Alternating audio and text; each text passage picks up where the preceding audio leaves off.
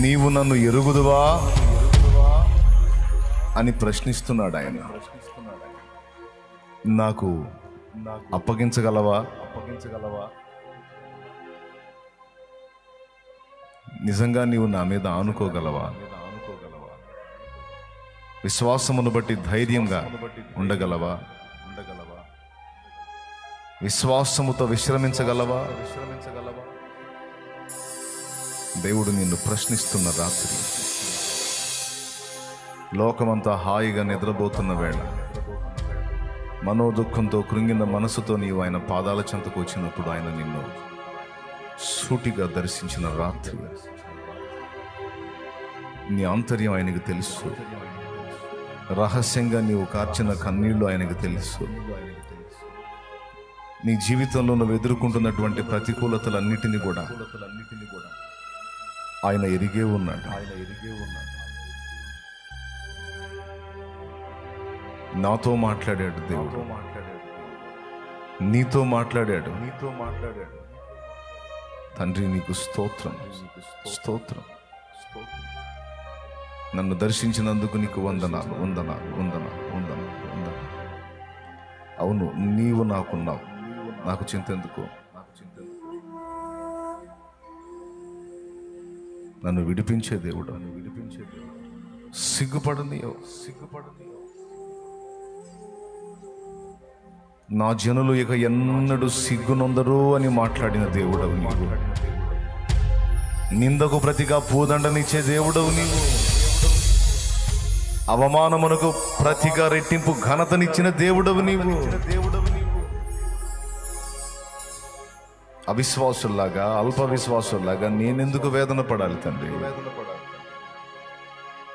ఉన్నాయి శ్రమలు, శోధనలు, బాధలు, వేదనలు ఉన్నాయి. వాటన్నిటికీ మించిన నువ్వున్నావు కదా. నేను నిన్ను నమ్మిన బిడ్డని కదా. నీ కార్యాలు ఎరుగుదును కదా. నీకు కృతజ్ఞతలు తండ్రి, కృతజ్ఞతలు, స్తోత్రాలు.